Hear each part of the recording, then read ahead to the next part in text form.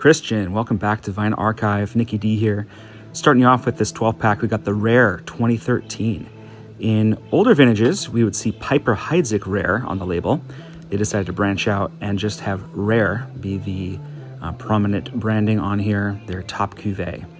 Dom Pérignon, I know you love Dom, 2012 vintage. I'm really enjoying the 2012. 2015 currently is the vintage that's out, but the 12 is showing really well right now and could be laid down to age for quite some time. It has a nice kind of tense backbone. Here's Paul Bara, Pinot Noir based Annonciade 2007. Paul Bara, one of the great Ambonay village producers.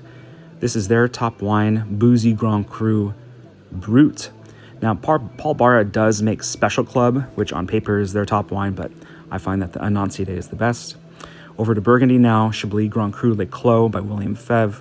Le Clos being the most prominent Grand Cru in Chablis, the largest of the parcels within the single vineyard Grand Cru.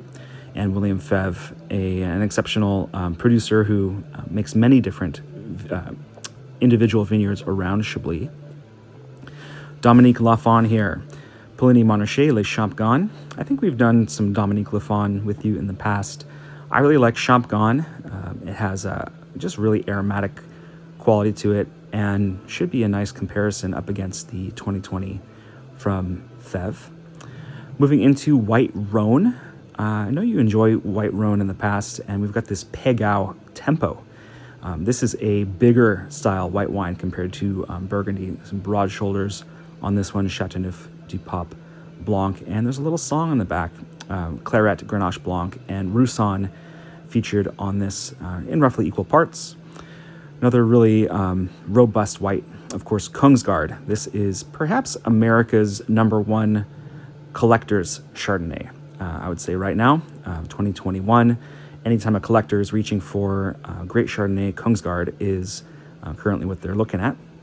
Into red Burgundy here, Les Saint-Georges 2009 from a private seller that I sourced. This is Henri Gouges, and Les Saint-Georges is in the running to become the next Grand Cru. So we might see it elevated to Grand Cru status within the next 10 years, which is pretty special. That has not happened in Burgundy in a long time, and I think would be well-deserved here. Classic Bordeaux here, 2001 Chateau Pichon Longueville Comtesse de Lalande. In short, you can just say Chateau Pichon Lalande, and that works too. 2001, a little leaner year, but I think it's paid off, and these 01s are showing pretty great right now. This is one that you can decant and see evolve throughout the evening, but don't let it sit around. I would decant and enjoy it pretty quickly.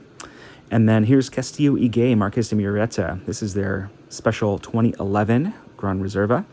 Tempranillo-based blend here from one of these classic old school Rioja producers. I would say up against Lopez de Heredia. It's a great example of that classic style, which emphasizes just a lot of earthiness and care in the cellar. And these are always aged at the winery a long time before release. Poggio de Soto, Brunello de Montalcino featuring Sangiovese, of course.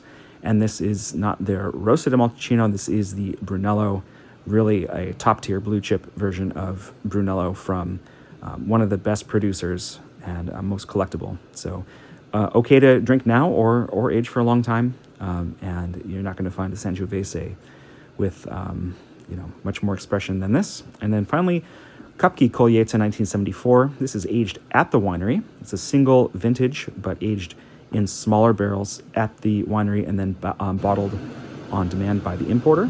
This is bottled in 2023, so we see that it was lived a long life at the winery and is a tawny style port from a single vintage. So I'm really excited for you to try these out, and thanks so much for joining us on the journey. Cheers.